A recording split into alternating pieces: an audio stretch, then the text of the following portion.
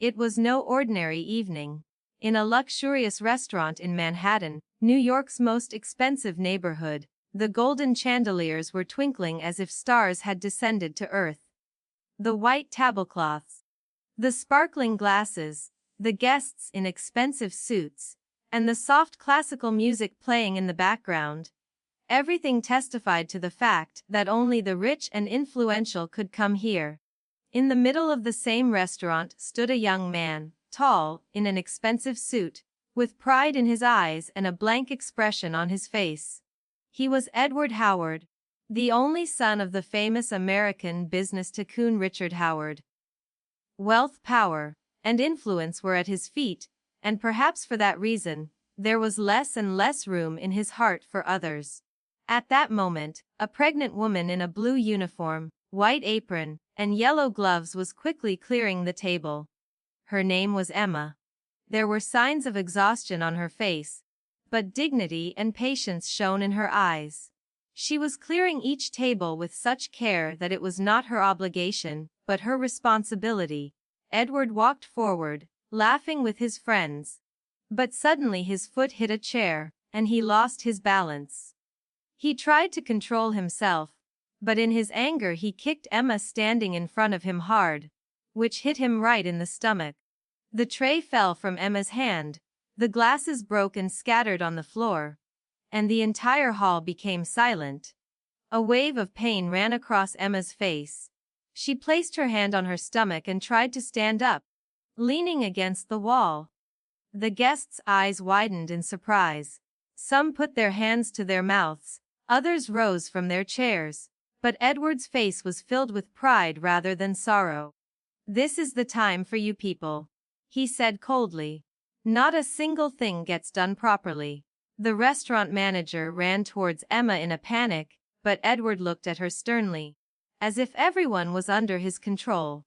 There were tears in Emma's eyes, but she didn't say a word. There was a strange power in her silence. Suddenly, the door of the restaurant opened loudly.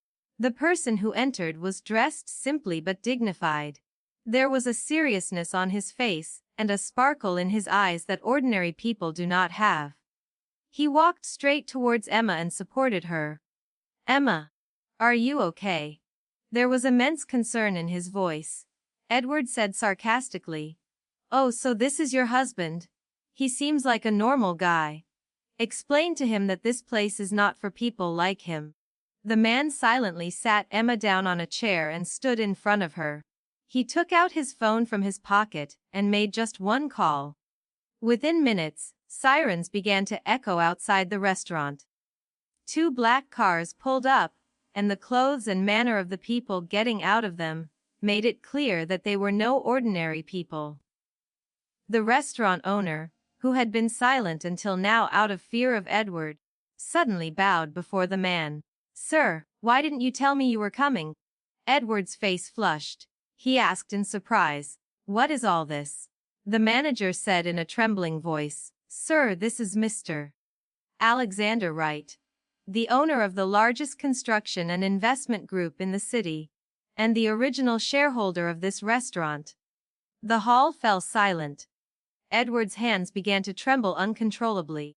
He who had considered himself the most powerful, suddenly stood before a man whose wealth and influence were equal to, if not greater than, his father's. Alexander said calmly, "I didn't stop my wife from working here, because she wanted our child to learn the value of humility and hard work. But you will have to account for what you have done." One by one, Edward's friends began to retreat. For the first time, fear appeared on his face. Emma, who had been silent until now, said softly, "Alexander, leave it. We don't take revenge on people like them. Time will teach." But the wheel of fate had turned. The next day, the news spread like wildfire in the media. The son of a famous businessman tortured a pregnant woman. The videos went viral on social media. Edward's company's shares began to fall. Richard Howard had to hold a press conference. Richard looked at his son sternly for the first time. "You didn't just kill a woman. You've kicked the honor of our family." It was all unbelievable to Edward. He who had always bought everything, now couldn't buy his own respect. On the other hand, Emma was getting a check-up at the hospital. The doctor smiled and said, "The baby is safe. There's nothing to worry about." Alexander thanked her and held Emma's hand. "I saw you in pain, and for a few moments I felt weak," Emma said softly. "Strength is not in revenge, but in forgiveness." But the story did not end there. The greatest test of Edward's life was yet to come. His father removed him from his position in the company and told him to do something with his own hard work. Friends left, partners withdrew their hands, and those who had bowed before him yesterday were now looking away. A few weeks later, Edward sat in a small cafe, with limited money in his pocket and regret in his heart. He understood for the first time how lonely pride can make a person. One day, Emma entered the same cafe, accompanied by her husband. Her face was calm. Edward lowered his gaze. He got up and came to them, and said in a trembling voice, I apologize." Alexander looked into her eyes, where pride was now replaced by regret.